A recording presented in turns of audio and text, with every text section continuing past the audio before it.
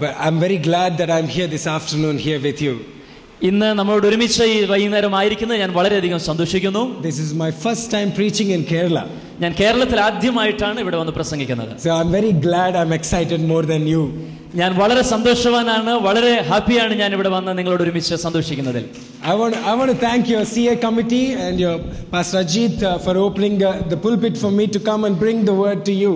മലബാറിലെ CA കമ്മിറ്റിക്ക് pastor Ajith ജോസഫിന് ഈ മീറ്റിംഗിലേക്ക് എന്നെ വിളിച്ച് നിങ്ങൾക്ക് ദൈവവചനം ഷെയർ ചെയ്യുവാൻ നിങ്ങളുടെ അവസരം തന്നതിൽ ഞാൻ സ്നേഹവും സന്തോഷവും അറിയിക്കുന്നു. I'll give more greetings tomorrow, but for now, because we have less time, I'll go directly to the word of God. നിങ്ങൾ ഓരോരുത്തരുടെയും പേര് പറഞ്ഞ് നിങ്ങൾക്കൊക്കെ ആശംസകൾ അറിയിക്കണമെന്ന് എനിക്ക് താല്പര്യമുണ്ട്.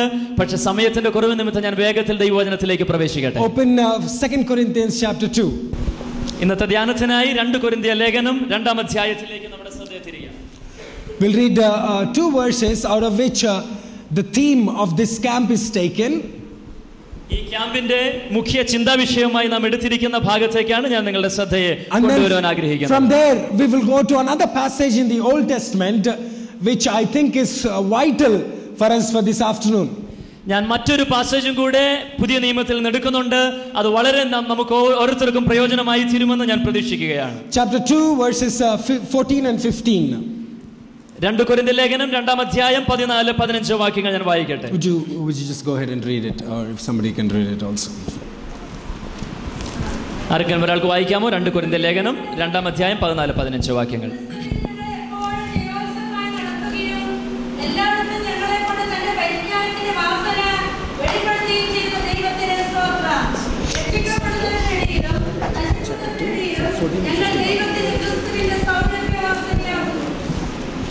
That's enough. Thank you. 2 verses that become part of your camp's theme.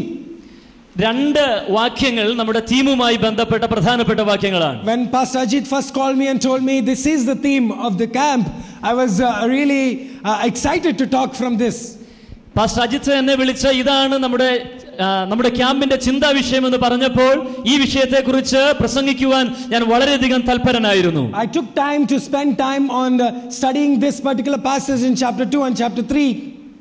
2 കൊരിന്ത്യർ ലേഖനം 2-ാം അധ്യായത്തിലെ 3-ാം അധ്യായത്തിലും ഈ പ്രത്യേക വിഷയവുമായി ബന്ധപ്പെട്ട ഓരോ ഭാഗങ്ങളും ഞാൻ വളരെ നേരം സമയം ചെലവഴിച്ച് ഞാൻ ചിന്തിക്കുവാനും പഠിക്കുവാനും ദൈവസന്നിധിയിൽ ധ്യാനിപ്പാനും ഇടയായി. To actually understand what Paul is trying to tell when he calls us the aroma of Christ. ദൈവം നമ്മെ ക്രിസ്തുവിന്റെ സൗരഭ്യവാസനയായി കണക്കാക്കുമ്പോൾ നാം എന്താണ് ചെയ്യേണ്ടതെന്നാണ് ഈ തിരുവചന ഭാഗത്ത് നമുക്ക് കാണുവാൻ കഴിയുന്നത്. I think in chapter 2 and chapter 3, between chapter 2 and chapter 3, chapter 2 verses 14 and 15 become the crucial pointers to what Paul is trying to talk to us.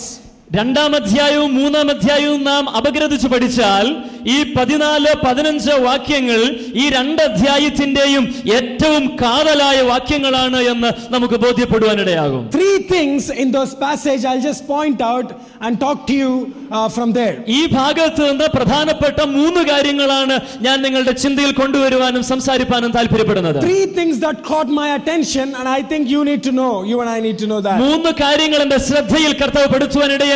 അത് നിങ്ങൾ അറിയണമെന്ന് ദൈവത്താൽ ആഗ്രഹിക്കപ്പെടുന്ന കാര്യങ്ങൾ അത്രേ. In verses 14 he starts off saying we are in a triumphal parade with Jesus Christ.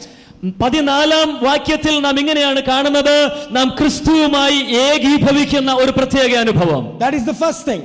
അതാണ് ഒന്നാമത്തെ കാര്യം. The second thing he tells is that we are diffusing the aroma of Christ, manifesting the aroma of Christ. രണ്ടാമത്തെ കാര്യം എന്ന് പറയുന്നത് ക്രിസ്തുവിന്റെ സൗരഭ്യവാസന നാം മറ്റുള്ളവരുടെ അടുക്കിലേക്ക് പരത്തുക എന്നുള്ളതാണ് രണ്ടാമത്തെ കാര്യം. And then in verses 15 he says we are the aroma of Christ to God.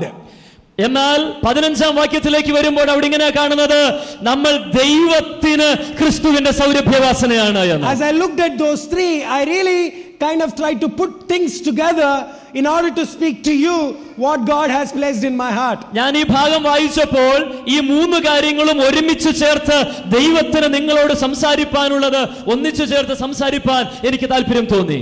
In order to be aroma of Christ for God, you must be in the procession that Christ is giving.